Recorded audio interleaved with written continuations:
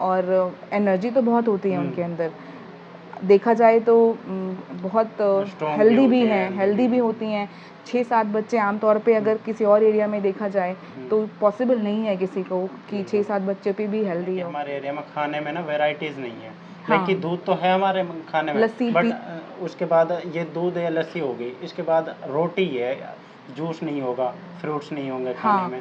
तो ये चीज़ें तो तभी अगर कोई बीमार हो गया तो तभी फैमिली में आ सकती हैं, वरना तो ये चीज़ें नहीं है। सिर्फ वो जो गांव में जो चीज़ें होती हैं वही है। मेन डिफरेंस तो यही है कि उनको पता ही नहीं होता कि आम पानी गिरना नॉर्मल है। अगर पानी नहीं गिरता है जो जिसको हम ड्राइनेस बोलते हैं, वो एक दिक्कत वाली बात। यहाँ पे सबसे ज़्यादा पेशेंट सफ़ेद पानी की शिकायत के साथ आते हैं। तो ये भी बहुत, ये जो टॉपिक है ना, ये एक ऐसा टॉपिक है मेवात के घर में। मुझे नहीं लगता कि मेरे जितने भी दोस्त हैं, उनकी जो वाइफ्स हैं, वो इस चीज़ से जूझ रही हैं। और जितने भी मेरे जानने वाले हैं, वो मैंने ये चीज़ कहीं ना कहीं सुनी है। एक और चीज़ बढ़ रही है day by day, operational delivery. कई बार ऐसा होता है कि पहली प्रेगनेंसी नॉर्मल हो गई, दूसरी नॉर्मल है, थर्ड में ज़रूरत पड़ गई ऑपरेशन की। तो ये ऐसा क्यों हो रहा है? तो sexual togetherness is also mood off happiness. Fertility के जो पेशेंट्स होते हैं उसमें सबसे पहला ट्रीटमेंट तो हम आदमियों से ही स्टार्ट करते हैं। स्वागत है दोस्तों सलमान टॉक्स के एक नए एपिसोड में। और आज हमारी मुलाकात हुई है डॉक्टर नेहा सिंह, जो कंसल्टेंट गायनाकोलॉजिस्ट हैं और मिशन हॉस्पिटल नूहू में वर्क कर रहे हैं। और मैम जो हैं, मैम काफ़ी दिनों से इस फील्ड में काम कर रहे हैं। और जैसा कि आप सब जानते हैं, मेवात में वुमेन्स हेल्थ के बारे में कितनी कम जानकारी लोगों तक है। और महिलाओं की स्थिति भी आपको पता ही होगी। किसी भी हॉस्पिटल में हम जाते हैं तो हॉस्पिटल में जाते ही हम देखते हैं कि महिलाएं पेशेंट होती हैं। अक्सर मेवात के अस्पतालों का यही हाल है कि उसमें महिलाओं का जो रेशियो है वो ज़्यादा होता है। और इन्हीं के रिगार्डिंग आज हम बात करने वाले हैं कि महिलाओं की जो मुख्य समस्याएं हैं उनके बारे में, और उनका उपाय क्या है, उनका ट्रीटमेंट कैसे हो सकता है और उनसे बचा कैसे जा सकता है। तो बहुत बहुत स्वागत है डॉक्टर साहब आपका। आपने हमारे लिए टाइम दिया, इसके लिए बहुत शुक्रिया। Thank you. मैं doctor Neha Singh, MS obs gynae. फ़िलहाल अभी मैं मिशन हॉस्पिटल नूह में गायनी डिपार्टमेंट देखती हूँ। मेवात में मुझे काम करते हुए तकरीबन 15 साल हो गए हैं। 2011 से ही मैं मेवात में हूँ। और जहाँ तक कि मैंने ऑब्ज़र्व किया है, यहाँ पे लोगों को जानकारी नहीं है। मैम बेसिकली जो आमतौर पर क्या दिक्कतें आती हैं महिलाओं को इस रीजन में? देखिए, एक तो है कि यहाँ की महिलाएं जो हैं, एजुकेशन लेवल यहाँ पे बहुत ही कम है। तो एजुकेशन आप वी नो कि एजुकेशन जो है घर में औरतों से ही स्टार्ट होती हैं। और आपकी महिलाएं कम एजुकेटेड है तो ओवरऑल सोसाइटी पे भी उसी एजुकेशन का इम्पैक्ट पड़ता है। तो सबसे बड़ी समस्या यहाँ की औरतों में है कि वो बहुत ज़्यादा बच्चे पैदा करती हैं। बहुत बार प्रेगनेंसी होती है उनकी। मोस्टली आम तौर पे जब भी मैं जितने सालों से यहाँ पे मैं हूँ, मैंने देखा है कि 7 बच्चे, 8 बच्चे, ये तो कॉमन है, हर घर में है। बहुत ही कम लोग हैं जिनके घरों में 2 या 3 बच्चे हैं। ये ज़्यादा बच्चे पैदा करना भी इस कैटेगरी में आता है? ये देख, वुमेन का हेल्थ, अगर ज़्यादा बच्चे पैदा करना, इट मीन्स आमतौर पे आइडियली जो है सरकार की तरफ से है कि 2 बच्चों के बीच में 3 साल का गैप होना चाहिए।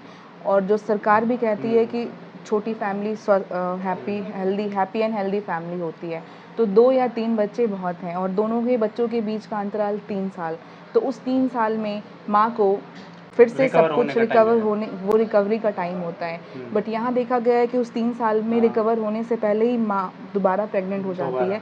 और ये यहाँ के लिए ही नहीं है, as a whole general public के लिए है कि अगर आप जल्दी प्रेगनेंसी कर रहे हो तो माँ के अंदर जो स्टोर्ड एनर्जी है, जो स्टोर्ड आयरन वगैरह है, वो कम होता है। दोबारा वो प्रेग्नेंट होती है तो फिर उस प्रेगनेंसी में उनको खून की कमी होती है। बेसिकली तो इस एरिया में सबसे ज़्यादा कॉमन है अनीमिया। जितने भी लेडीज़ हैं, अनीमिया हुआ मतलब खून की कमी होना। HB हमारे बॉडी में हीमोग्लोबिन होता है, उसका कम होना। तो नॉर्मली आमतौर पे प्रेगनेंसी में हम 10 का कट ऑफ लेते हैं कि 10 ग्राम तो होना ही चाहिए। ओवरऑल इस एरिया में देखो तो जितने भी महिलाएं मेरे पास आती हैं प्रेगनेंसी स्टेट में, उनका 6-7 ऐसा, तो मॉडरेट अनीमिया तो होता है। तो इसका सबसे बड़ा कारण है कि वो जल्दी प्रेग्नेंट हो जाती हैं। जल्दी प्रेग्नेंट होने पे बीच का टाइम ही नहीं मिल पाता कि आयरन जो है वो फिर से स्टोर हो पाए। प्रेगनेंसी में भी ब्लीडिंग, बहुत लोगों को ब्लीडिंग होता है, नॉर्मल डिलीवरी होती है, ऑपरेशन से डिलीवरी होती है तो ब्लड लॉस होता है। तो उस लॉस को कंपनसेट करने के लिए बीच का टाइम चाहिए। बीच का टाइम और एक तो रीज़न ये हो गया जल्दी जल्दी प्रेग्नेंट हो रही हैं, प्लस खान पान। उस प्रेगनेंसी में भी वो उतना अच्छा डाइट नहीं ले पाती कि वो आयरन जितना चाहिए वो बॉडी की रिक्वायरमेंट फुलफिल हो सके। तो मोस्टली इस एरिया की जो लेडीज़ हैं वो वर्किंग हैं, मतलब खेतों में काम कर रही हैं और एनर्जी तो बहुत होती है उनके अंदर। देखा जाए तो बहुत हेल्दी भी हैं, हेल्दी भी होती हैं। 6-7 बच्चे आमतौर पे अगर किसी और एरिया में देखा जाए तो पॉसिबल नहीं है किसी को कि 6-7 बच्चे पे भी हेल्दी हो। जैसे कि यहाँ पे कल रात को ही जो डिलीवरी हुई थी वो उनका छठा प्रेगनेंसी था और वो 45 इयर्स की थी and the baby was 3.2 kg। तो आप इमेजिन नहीं कर सकते हो कि छठे प्रेगनेंसी में 3 किलो 200 ग्राम का बच्चा होना। तो उनकी खान पान तो अच्छी है बट हीमोग्लोबिन की कमी हो जाती है। आयरन के जो आयरन जिन चीज़ों में मिलती है वो नहीं लेती। दिक्कत ये है ना कि हमारे एरिया में खाने में ना वेराइटीज़ नहीं है। लेकिन दूध तो है हमारे खाने में, लस्सी बट उसके बाद ये दूध या लस्सी हो गई, इसके बाद रोटी है, जूस नहीं होगा, फ्रूट्स नहीं होंगे खाने में। तो ये चीज़ें तो तभी अगर कोई बीमार हो गया तो तभी फैमिली में आ सकती हैं, वरना तो ये चीज़ें नहीं है। सिर्फ वो जो गांव में जो चीज़ें होती हैं वही खून बढ़ाने वाली हो गई, जैसे अनार हो गया, गुड़ हो गया, भुने चने हो गए, हरी सब्जी हो गई। तो ये आम तौर पे देखा गया है, जब जैसे ही मैंने लेडीज़ से बात की है तो वो ये चीज़ें कम लेती हैं। यहाँ पे ज़्यादा लस्सी, दूध, दही इन सब चीज़ों पे है और दूध में उतना आयरन का सोर्स नहीं होता है।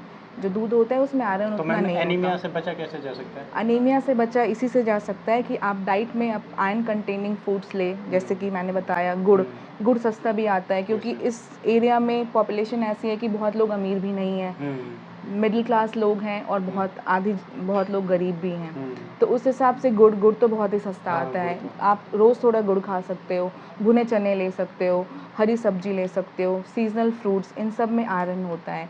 प्लस आप अपनी प्रेगनेंसी जो जल्दी प्रेगनेंसी कर रहे हो उसमें गैपिंग लाओ। आइडियली तो 3 साल का गैपिंग हम बोलते हैं, बट कम से कम एटलीस्ट 2 साल का तो गैपिंग रखना ही चाहिए ताकि लेडी जो है वो फिर से तैयार हो जाए कि दूसरा बच्चा कंसीव कर सके। और सोच बदल रही है लोगों की, आजकल जो एजुकेटेड प्रोपोर्शन है इस एरिया में वो कम बच्चे कर रहे हैं। और पहले था कि इस एरिया में मैंने ये भी ऑब्ज़र्व किया इनिशियली, पहले था कि बच्चा बंदी नहीं करवाते थे, पर अब लोग जागरूक हो गए हैं, वो बच्चा बंदी भी करवा रहे हैं। जो उन औरतों के लिए अच्छा होता है वो चीज़ वो कर रहे हैं। मैम बेसिकली आप जैसे सुबह से शाम तक क्लिनिक पर बैठते हो तो सबसे ज़्यादा जो पेशेंट आते हैं वो किस चीज़ का आते हैं?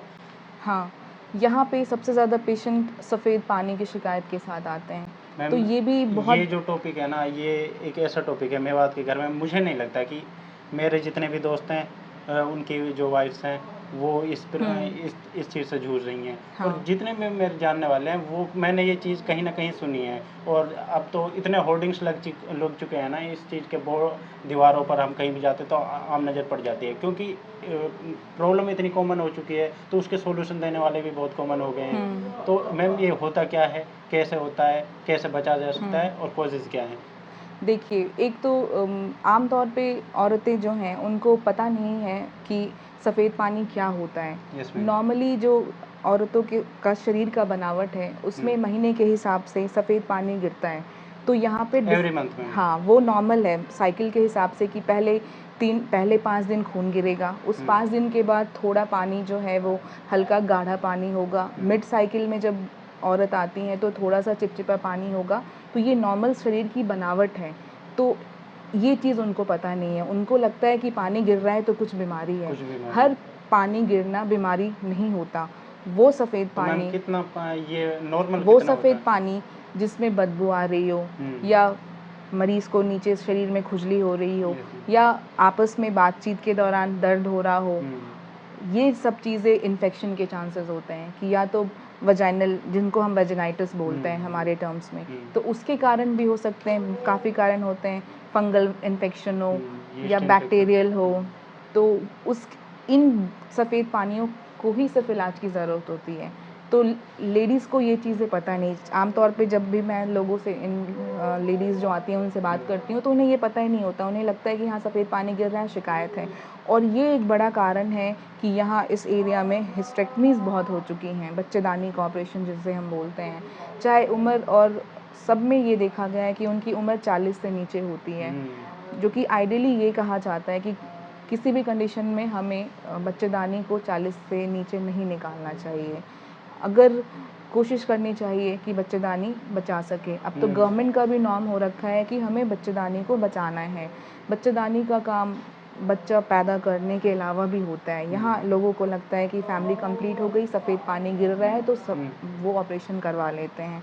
तो ये चीज़ उनको पता मैम नहीं है इसमें कि कहीं ना कहीं हमारी जो प्राइवेट हॉस्पिटल्स हैं वो भी जिम्मेदार हैं, क्योंकि वो सही से गाइड नहीं करते हैं हाँ। और लोगों को वो पोक करते हैं कि तुम करा लो, ताकि उनके लिए एक कस्टमर बन जाए और लोगों के हेल्थ के साथ तो एक खिलवाड़ ही हुआ मैम। देखो, अब ये तो अलग ही इशू टॉपिक हो गई बात करने की, बाहर क्या हो रहा है।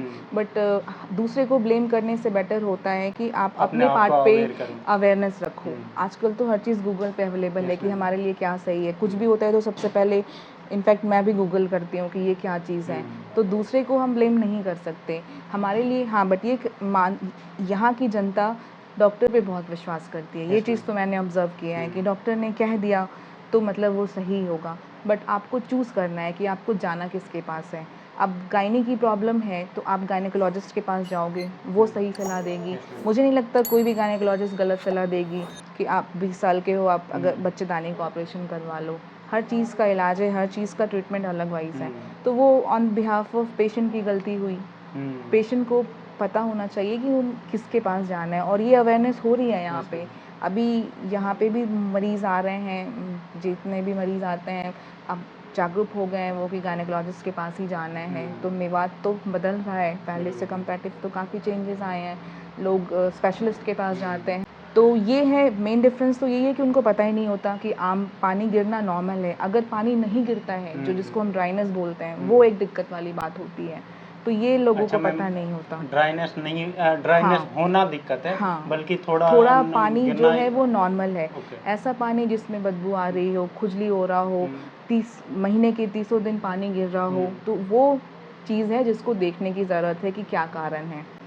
फिर ड्राइनेस, जैसा कि महीना ख़त्म हो जाने के बाद जो महीना बंद, जो 50 साल की लेडीज़ होती है, महीना आना बंद हो जाता है तो उनका शरीर ड्राई हो जाता है। तो ज़्यादा शरीर ड्राई होने पे दिक्कत होती है, तो वो एक दिक्कत है। तो ये चीज़ यहाँ के लोगों को नहीं पता। दूसरी जो सबसे वन ऑफ द कॉमन कारण यहाँ पे है कि माहवारी, जो जिसको हाँ हम मैम, महीना पीरियड्स। बोलते हैं, पीरियड्स जिनको बोलते हैं। तो क्या पीरियड नॉर्मल है, क्या एबनॉर्मल है, ये भी इनको नहीं पता यहाँ की मैम जनता किस को। एज में होता है, थोड़ा इसे एक्सप्लेन कि करोगे, क्योंकि इसमें जो बच्चियाँ होती हैं वो उस टाइम पर बहुत छोटी होती हैं हाँ, और फैमिली के साथ ये चीज़ शेयर डिस्कस करना नहीं तो कर बहुत पाती मुश्किल हैं। काम है। तो तो इस पे थोड़ा नॉर्मली जो मेंसेस का स्टार्टिंग होता है वो ऑन एन एवरेज हम 13 साल पे लेकर चलते हैं कि 13 साल की उम्र में लड़कियों को महीना आना शुरू हो जाता है। तो ये 13 साल की उम्र ऐसी होती है कि वो झिझकपन होता है, वो घर पे नहीं बता पाते हैं। तो इनिशियली जो 13 से लेकर पहले जो 5-6 साइकिल्स, जो 5-6 साल होते हैं, तो उसमें जो है वो नॉर्मली बॉडी को सेट होने में टाइम लगता है। क्योंकि जो महीना आता है उसमें हमारे दिमाग का भी रोल होता है, कुछ हमारी बच्चेदानी का रोल होता है, कुछ शरीर में हार्मोन्स होते हैं, उनका रोल होता है। तो इन सब चीज़ों को बैलेंस में आने में 5 से 6 साल लग जाती है। तो इनिशियली जब से महीना आ रहा है से 5 से 6 साल तक मोस्टली लड़कियां आती हैं, जो मम्मियों के साथ आती हैं, वो कहती हैं कि महीना इनका चढ़ के आ रहा है, महीना जल्दी आ जा रहा है। तो इस फेज़ में भी ये इसको हम नॉर्मल मानते हैं। अभी एडवांस ट्रीटमेंट स्टार्ट नहीं करना है, क्योंकि 5 से 6 साल तो जैसा कि मैंने बताया उसको स्टैब्लिश होने में ही लग जाता है सारा।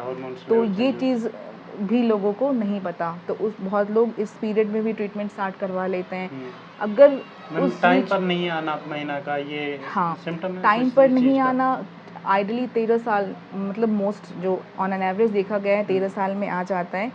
15 साल में भी और 16 साल तक में अगर नहीं आता है तो उसको हम मानते हैं कि महीना लेट आया। हाँ, तो वो हम उसके लिए फिर बहुत सारे टेस्ट होते हैं और कारण होते हैं, वो हमें रूल आउट करने हैं कि महीना क्यों नहीं आया है। नहीं, मैं उसका पूछ रहा था, जैसे महीने हो रहे हैं, पीरियड्स हो रहे हैं हर महीने, बट उसमें क्या है कि उतार चढ़ाव आ रहा है, हाँ, कभी तो पहले आ जा रहा है, कभी बाद में। तो ये तो स्टार्टिंग के महीना ये हो गए स्टार्टिंग के इनिशियल डेज में कि स्टार्ट 13 साल पे हुआ है तो 16 साल तक भी अगर नहीं आ रहा है तो हम वेट ही करते हैं। 16 साल के बाद नहीं आया तो वो हम उसको लेट मान के उसके हिसाब से ट्रीटमेंट स्टार्ट करते हैं कि कारण जानना है क्या है। उसके बाद अगर लेडीज़ में जो जिनमें महीना आ रहा है तो उनको ये नहीं पता कि महीना नॉर्मल क्या होता है, कितने दिन तक रहता है, कितने दिन पे आना चाहिए।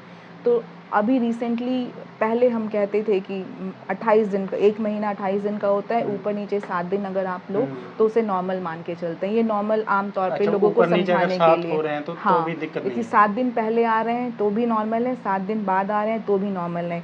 पर अब इस ड्यूरेशन को भी जो स्टडीज़ हैं उस हिसाब से उसको भी बढ़ा दिया गया है।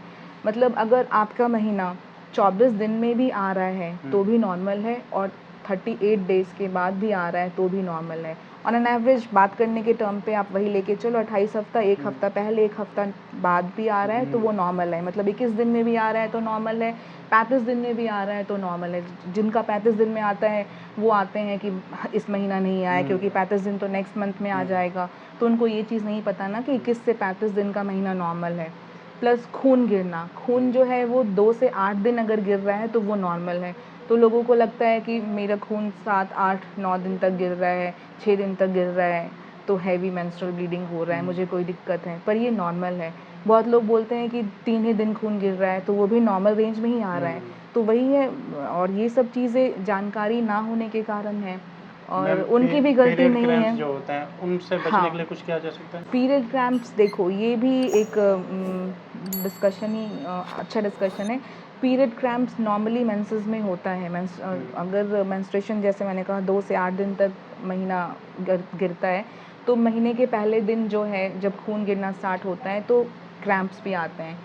तो वो क्रैम्प इज़ नॉर्मल और ये एक अच्छा साइन है। अगर किसी भी लेडी को क्रैम्प्स के साथ मेंस्ट्रुएशन हो रहा है, खून महीना आ रहा है, इट मीन्स देखा गया है कि वो अंडे बन रहे हैं। वो अंडे बनने का पॉजिटिव साइन माना गया है, देखा गया है स्टडीज़ के हिसाब से कि जिनका महीना 21 से 35 दिन में आ रहा है, 2 से 8 दिन रह रहा है और महीने के पहले दूसरे दिन दर्द हो रहा है, तो वो एक अच्छा साइन है कि हम मान के चलते हैं कि उसमें अंडे बनने की कोई दिक्कत नहीं है।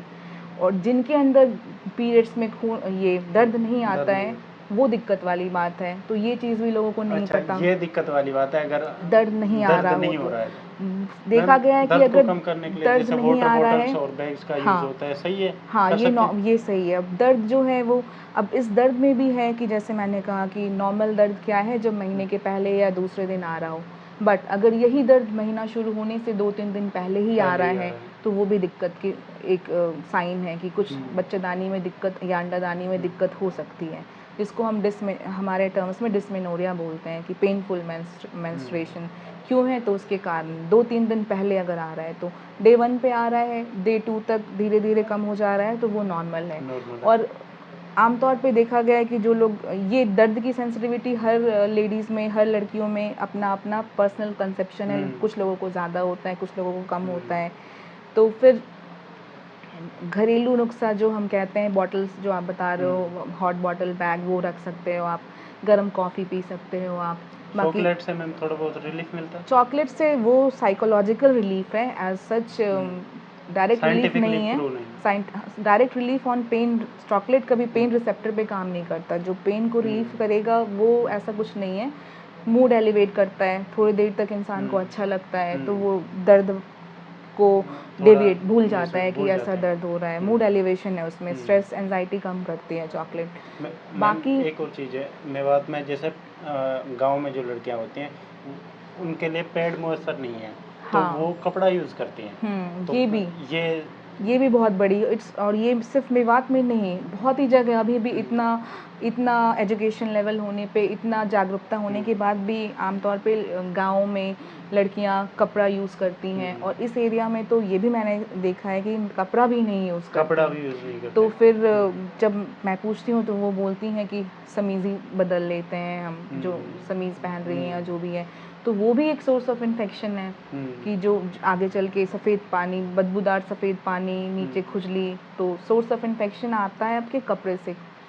तो आप पैड्स यूज़ करो। पैड्स तो पहले था कि बहुत महंगे आते थे, अब तो सस्ते पैड अब भी तो आते सस्ते हैं। हो लोकल गांव के लोग, महिलाएं हैं जो जिनको कोई काम नहीं है, जो एजेंसीज वगैरह से जुड़े हुए हैं, वो लोग बहुत सस्ते पैड्स बेचते हैं। तो पैड की अवेलेबिलिटी की तो अब प्रॉब्लम है नहीं। हाँ, और लोग बट बदल भी फिर रहे भी हैं। यहाँ पे भी कम जो है। एजुकेटेड लोग, जो अच्छे मतलब बहुत लोग यूज़ कर रहे हैं। लेडीज़ और लड़कियाँ नहीं आ रही हैं, वो यूज़ कर रही हैं। बहुत लोग जो हैं वो यूज़ नहीं करते हैं, पर पैड का यूज़ करना चाहिए। कपड़ा तो करना ही नहीं चाहिए। चाहे बहुत लोग बोलते हैं कि कॉटन का कपड़ा सही है, बट कपड़ा यूज़ को मैं प्रमोट नहीं करती हूँ। पैड यूज़ करो, और pad is best during menses. तो फिर ये मेंस्ट्रुअल का ये है, जो दिक्कतें वही है कि अगर 2 से कम आ रही है, 8-10 दिन महीना रह रहा है और खून बहुत ज़्यादा, जो बहुत महिला बोलती है कि बहुत खून गिरता है, उसमें भी है कि अगर 10 दिन से ऊपर खून जा रहा है और एक दिन में आप 5 से 6 पैड बदल रहे हो, या रात को उठकर आपको पैड बदलना पड़ रहा है, इतना ज़्यादा खून गिर रहा है कि आप रोज़ का अपना काम नहीं कर पा रहे हो, तो उसको हम एबनॉर्मल मानते हैं। तो ये चीज़ उनको नहीं पता। तो ऐसी महिलाएं आते हैं, तो आधे से ज़्यादा लोगों को तो बातचीत करके ही वो समझ जाती हैं कि उनको ट्रीटमेंट की ज़रूरत नहीं है। तो ये है। मैम, जैसे एक जो प्रेगनेंसी डेथ्स होती हैं, मुझे पता नहीं है, आंकड़ा नहीं है, बट मैंने ऑब्जर्व किया है कि थोड़ी ज़्यादा हो रही हैं अपने रीजन में। इनके पीछे प्रेगनेंसी डेथ्स हाँ, के तो पीछे क्या रीज़न है? प्रेगनेंसी यही जो अभी तक जो हमने डिस्कशन किया, आप उसको सबको रिलेट करते जाओ। ज़्यादा उम्र पे बच्चे हो रहे हैं, जैसे कि कल हमने खून की कमी, बताया, एनीमिया। ज़्यादा उम्र पे बच्चे हो रहे हैं, ज़्यादा बच्चे हो रहे हैं, बच्चे जल्दी हो रहे हैं, खून की कमी है, तो इन सब कारण से प्रेगनेंसी डेथ ज़्यादा हो रही है। प्लस डिलीवरी के वक्त, थ्रू आउट प्रेगनेंसी जो हम बोलते हैं, आमतौर पे सरकार की तरफ से कहा गया है कि आइडियल जो बोलना है, 13 विज़िट होने चाहिए गायनेकोलॉजिस्ट के पास। 13 विज़िट, या एक इवन दिन डॉक्टर में। के पास आप पीएससी पे भी चले जाओ, सिंपल तो वो भी देख लेंगे। 13 विज़िट्स होने चाहिए थ्रू आउट 9 मंथ्स, ठीक है। 13 इसका मतलब है कि हमारे 9 महीने होते हैं, पहले 3 महीने, फिर नेक्स्ट 3, तो एटलीस्ट 4 तो होने ही चाहिए अगर आप 13 नहीं जा पा रहे हो। रूल तो ये कहता है कि 13 पहले 7 महीने में हर महीने में एक बार, 8वें महीने में 2 हफ्ते में एक बार, और 9वें महीने में हर हफ्ते, क्योंकि 9वां महीना सबसे ज़्यादा डेंजरस होता है। बट यहाँ देखा गया है कि लोग सीधे डिलीवरी के वक्त आ सीधे रहे हैं, डिलीवरी कर रहे हैं। तो उस डिलीवरी के दौरान, उस 9 महीने में उनके साथ क्या हो रहा है, कितनी एबनॉर्मलिटीज़ हो सकती हैं, वो तो हमें आने पर ही पता चलता है। तो ट्रीटमेंट का जो टाइम है वो मिस कर गई, डायग्नोसिस नहीं बन पाया क्या कारण है, इसलिए फिर उनके मैटरनिटी डेथ ज़्यादा कॉमन है। क्योंकि प्रेगनेंसी में भी एबनॉर्मलिटीज़ होने के चांसेस हैं। आपके 28 हफ्ते के बाद, 20 हफ्ते के बाद भी बीपी, प्रेगनेंसी में बीपी बढ़ने के चांसेस होते हैं। माँ को फ़र्क है, यहाँ पे सबसे कॉमन कारण है माँ को फ़र्क आना, जिसको हम अपने टर्म्स में एक्लेम्शिया बोलते हैं। तो वो माँ, जब बच्चा पेट में होता है तो बीपी ज़्यादा होने के कारण होता है, तो वो उसके लिए 20 हफ्ते के बाद से ही डायग्नोसिस बनती है। और माएँ तो आती नहीं हैं, लास्ट में आती हैं, उनका बीपी ज़्यादा रहता है, फिर फ़र्के आते हैं, फ़र्के आने से माँ को भी दिक्कत होती है, बच्चे को भी दिक्कत होती है। तो ये कारण है, मैटरनिटी मोर्टेलिटी इतनी ज़्यादा रहने का कारण है कि वो एन से विजिट्स नहीं लेती, नहीं आती। 4 बार तो सबसे मिनिमल है, वो भी नहीं हो मैम, पाता एक इनका। और चीज़ बढ़ रही है day by day, operational delivery. हाँ। कई बार ऐसा होता है कि पहली प्रेगनेंसी नॉर्मल हो गई, दूसरी नॉर्मल है, थर्ड में क्या ज़रूरत पड़ गई ऑपरेशन की। हाँ। तो ये ऐसा क्यों हो रहा तो है? ये भी इसी कारण से है, क्योंकि नंबर ऑफ़ डिलीवरीज़ ज़्यादा हैं। आप मान लो छठा प्रेगनेंसी, आप छठे पे आ रहे हो, उस वक्त तक उनकी एज ही 35 प्लस हो मैम, जाती आम है। धारणा तो ये है कि पहली प्रेगनेंसी में ज़्यादा दिक्कत होती है, बाकी तो फिर थोड़ा। लोग ऐसा कहते हैं, बट प्रेगनेंसी ऐसा टॉपिक है जो जो प्रेग्नेंट है वही समझ सकता है, और प्रेगनेंसी कभी भी एबनॉर्मल वे में जा सकती है।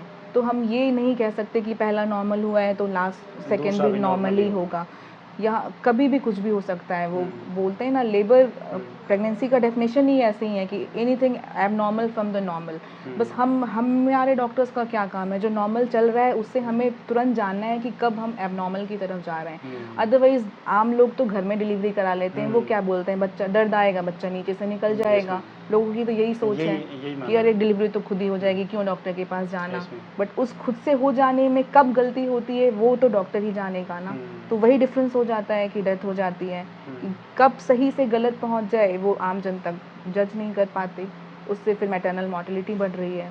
पर अब तो लोग आ रहे हैं, अब तो काफ़ी चेंजेस आए हैं, तो आ रहे हैं, तो इन्हीं सब के कारण मैटरनल मॉर्टेलिटी ज़्यादा है हमारे इस एरिया में। सेक्स ड्यूरिंग प्रेगनेंसी, इस पर देखो प्रेगनेंसी कॉन्ट्राइंडिकेशन मतलब बिल्कुल बंद ही नहीं है। जैसे कि जैसे मैंने कहा 9 मंथ्स की प्रेगनेंसी होती है, तो आइडियली तो किसी भी प्रेगनेंसी में थ्रू आउट 9 मंथ्स बंदी नहीं है। बट जो हाई रिस्क पेशेंट्स होते हैं, जैसे कि जिनको पहले स्टार्टिंग 3 महीनों में खून गिरने की शिकायत होती है, बहुत लोगों को होता है कि खून गिर रहा है, या अबॉर्शन होने की चांसेस होती हैं, या जिनका बीपी ज़्यादा होता है, जिनका खेरी नीचे की तरफ है, जो ट्विन प्रेगनेंसी जो 2-2 बच्चे होते हैं, मतलब वो हर कंडीशन जिससे माँ या बच्चे को दिक्कत हो सकती है। आम सिंपल लैंग्वेज में मैं जो समझाऊँ, माँ या बच्चे को दिक्कत हो सकती है, तो उन लोगों में हम अवॉइड करने को बोलते हैं। खीरी नीचे है, साथ में रहेंगे, संबंध बनाएंगे तो खून गिरने की संभावना है। 2-2 बच्चे साथ में हैं, संबंध बनाएंगे तो वक्त से पहले दर्द आने की संभावना हो जाती है। तो ब्लीडिंग है, तो इसमें भी ये प्रूवन नहीं है कि होगा ही, बट वी स्टिल से कि हम अवॉइड करते हैं। Otherwise normal healthy ongoing pregnancy में कॉन्ट्राइंडिकेटेड नहीं है। यू कैन मतलब sexual togetherness is also mood off happiness, कि मदर हैप्पी है, फैमिली हैप्पी है, तो उनको अच्छा मतलब हर चीज़ प्रेगनेंसी में वैसे भी माँ के अंदर इतने इमोशनल और हार्मोनल चेंजेस आते हैं कि उनका खुश रहना ज़रूरी है। तो giving and taking love is a part of happiness. तो हम लोग तो मना नहीं करते हैं अनलेस कुछ दिक्कत ना हो।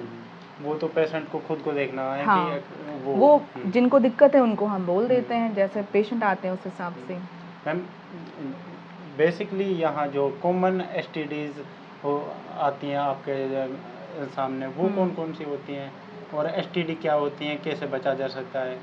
देखो यहाँ पे तो जितने भी एसटीडीज़ हैं मोस्टली अभी, जैसे कि मेरे पास तो अभी तक एचआईवीज़ नहीं आई हैं, पर इस एरिया में एचआईवी बहुत कॉमन है। वायरल इन्फेक्शन जितने भी हैं, हेपेटाइटिस वगैरह, वो भी बहुत कॉमन है। और वजाइटिस में देखा जाए तो हमारे अंदर एक क्लाइमाइडियल इन्फेक्शन होता है, जो उनमें वो ड्यूरिंग साथ रहने में वो फैलता है। तो इसके लिए भी है कि आप प्रोटेक्शन यूज़ करो। अगर किसी फीमेल, ये ऐसा नहीं है, यहाँ के आम तौर पे मेरे पास जैसे पीआईडी के पेशेंट्स आते हैं जो डिस्चार्ज के साथ होते हैं, अगर उनको पेल्विक इन्फ्लेमेटरी डिजीज़, जिसमें ये हमारा ब्रॉड टर्म है, जिसमें आप जो मोस्टली सफ़ेद पानी की शिकायत जिनको बहुत समय से रहती हैं, तो ऊपर अंडेदानी और ट्यूब्स में सूजन आ जाता है, तो वो हमारे टर्म में पीआईडी है। आम तौर में जनरल पब्लिक की भाषा में वो यही समझते हैं कि सफ़ेद पानी गिर रहा है तो बच्चेदानी का इन्फेक्शन है। तो इस बच्चेदानी ऐसे इन्फेक्शंस में अगर क्लाइमाइडिया आता है तो वो एक एसटीडी के फॉर्म में माना जाता है। तो यहाँ भी हमें प्रॉब्लम होती है कि इसमें आदमियों को लगता है कि सिर्फ औरत को ही हो सकता है और हमें नहीं है। तो ये चीज़ समझाना हमारे लिए भी थोड़ा मुश्किल होता है। अदरवाइज़ अगर औरत को भी है तो फिर आप साथ में रहोगे तो आपको भी तो हो सकता है, क्योंकि फिर ट्रीटमेंट प्रोटोकॉल कहता है कि दोनों को एक साथ ट्रीट करो। फीमेल पार्टनर्स देखा गया है वो दवाइयाँ ले लेते हैं, मेल पार्टनर नहीं लेते हैं। अगर समझाओ तो बहुत लोग ले भी लेते हैं। तो ऐसा नहीं, ये समझना ज़रूरी है कि दोनों की ट्रीटमेंट ज़रूरी है। क्योंकि एक और चीज़ है यहाँ ना, जैसे बच्चे ना होना, तो इस बात को ना औरत के ऊपर थोप देते हैं कि ये बांझ है, इस पर बच्चा नहीं होता है। तो कई बार क्या होता है कि दूसरी बीवी करा देते हैं। तो क्या ये हमेशा सच होता है कि एक औरत ही इसके लिए वो होती है, जिम्मेदार मेरे को यहाँ से उठवाओगे क्या? मेवात इस एरिया में जिसे हम बच्चा ना ठहरना, जिसको हम अपने टर्म्स में इनफर्टिलिटी बोलते हैं, तो ये बहुत कॉमन है। और इसी एरिया में नहीं, ओवरऑल अगर देखा जाए तो ये हर सोसाइटी का है कि सबसे पहला ब्लेम फीमेल पर आता है। बट कंट्रीब्यूशन इक्वल है। अब तो हो गया है कि 50% मेल का कंट्रीब्यूशन है, 50% फीमेल का कंट्रीब्यूशन है। तो बहुत सारी चीज़ें हैं जिससे हम चाहकर भी सोसाइटी से हटा नहीं पाते हैं। आइडली तो इनफर्टिलिटी के जो पेशेंट्स होते हैं उसमें सबसे पहला ट्रीटमेंट तो हम आदमियों से ही स्टार्ट करते हैं। अगर बच्चा एक साल, कोई भी कपल 1 साल तक लगातार साथ में रह रहा है बिना किसी प्रोटेक्शन के, तो बच्चा नहीं ठहरा, तो हम उस कपल को इनफर्टाइल बोलते हैं। तो ट्रीटमेंट जब इन्वेस्टिगेशन स्टार्ट होता है, उनको बुलाते हैं, तो सबसे पहले हमें आदमी के शुक्राणु की जांच करनी होती है। तो आप सोच लो, अगर हम पहले ही आदमी का ले रहे हैं, सबसे इम्पोर्टेंस दे रहे हैं, तो इट मीन्स मेल का इन्वॉल्वमेंट तो है ही। इसके पीछे भी यही है कि पता चला कि ऐसा देखा गया है 50% मेल का इन्वॉल्वमेंट है, कि फ़ीमेल का हम इलाज कर रहे हैं, सारे इन्वेस्टिगेशन करा रहे हैं, फीमेल का ट्रीटमेंट कर रहे हैं, और पता चला कि आदमी के शुक्राणु में ये दिक्कत है। तो ये फीमेल पार्ट वाला हमारा एफर्ट वेस्ट हुआ। फीमेल तो ऐसा नहीं है कि मतलब जैसे गाँव में बोल देते हैं ना कि इस पे नहीं हो रहा, तो इसमें तो दोनों का ही हेल्दी होना जरूरी है। हाँ, 50% हो गया है। पहले 40-30 का रेशियो था, अब तो इवन मेल इनफर्टिलिटी 50, फीमेल 40 मान के चलो, 10% इज अनएक्सप्लेन, बट ऑलमोस्ट दोनों का इक्वल इम्पोर्टेंस है कि फीमेल। यहाँ मेरे पास भी बहुत सारे पेशेंट्स आए हैं जिनका सीमेन एनालिसिस और शुक्राणु रिपोर्ट है वो ख़राब है। मैम, कई बार देखते हैं कि जो थोड़े मॉडर्न हो चुके हैं लोग, वो ना कई तरह के प्रोडक्ट्स यूज़ करते हैं, जैसे वेजाइनल सोप हो गए या फिर कुछ अलग प्रोडक्ट्स हो गए जो प्राइवेट पार्ट्स के लिए आते हैं। तो क्या ये सेफ़ हैं? देखो, ऐसे तो बहुत सारे फार्मेसी वाले और कंपनीज भी आती हैं हमारे पास भी। जैसे वी वॉश हो गया हमारा जो आता है, आइडिया क्लिंजन वॉश हो गया, तो ये सब वजाइनल फ्लोरा के लिए है। तो आइडियली जो हमारा मेरे हिसाब से कोई प्रूवन रिजल्ट इनका है नहीं। आप एक सपोर्टिव प्लेसिबो की तरह मान सकते हो कि इनसे नुकसान नहीं है तो हम दे रहे हैं। बाकी जो हमारे शरीर की बनावट ही ऐसी है कि वो सबसे पहले हमारा शरीर खुद ही किसी भी बाहर से आते हुए बैक्टीरिया को प्रोटेक्ट करता है, उससे प्रोटेक्ट करता है। भी एसिडिक होता है हाँ, ना, तो ये सब खुद का ही प्रोटेक्शन है, तो हमें एक्स्ट्रा प्रोटेक्शन की ज़रूरत ही नहीं है। हमारी कहीं भी आप मान के चलो, ओवरऑल हमारे ह्यूमन बॉडी इतना डिफेंसिव गॉड ने बनाया है कि कोई भी बैक्टीरिया कुछ भी बाहर से आती है तो सबसे पहला हमारा स्किन ही फाइट करता है। तो नीचे का शरीर का जो स्किन ऊपर की परत है वो फाइट करती है। पीएच जो एसिडिक है, वो बैक्टीरियाज नॉर्मली एसिडिक पीएच पे ज़िंदा नहीं रह पाते, वो उसको मारता है। तो देखा गया है कि जिनको पहले से इन्फेक्शन वगैरह है और जिनमें इस पीएच का अल्टरेशन आ गया है, उसमें देखते हैं कि आमतौर पे वो यूज़ करते हैं ताकि वो पीएच मेंटेन रहे और इन्फेक्शन ना हो, बट ऐसा कुछ प्रूवन नहीं है। मैं तो नॉर्मली जो भी मेरे मोस्टली ये पीआईडी के पेशेंट्स में ही होते हैं, तो नॉर्मली हम बोलते हैं कि आप सिंपल सोप अपना जैसे नहाते हो, जैसे पूरे शरीर की सफाई रखते हो, नीचे भी शरीर की सफाई रखो। नॉर्मल वाटर से ही अगर हाँ, normal water and soap, that is normal. आपको हाइजीनिक रहना है, एक ये भी चीज़ यहाँ है, साफ़ सफाई मेंटेन रखनी है अपने आप की, साफ़ सफाई ज़रूरी है। आप कॉटन के कपड़े पहनो और सफाई जैसे सुबह रोज़ नहाते हो साबुन से, तो अपने शरीर की भी सफाई रख लो। तो वो खुद खुद के इंसान पे डिपेंड करता है।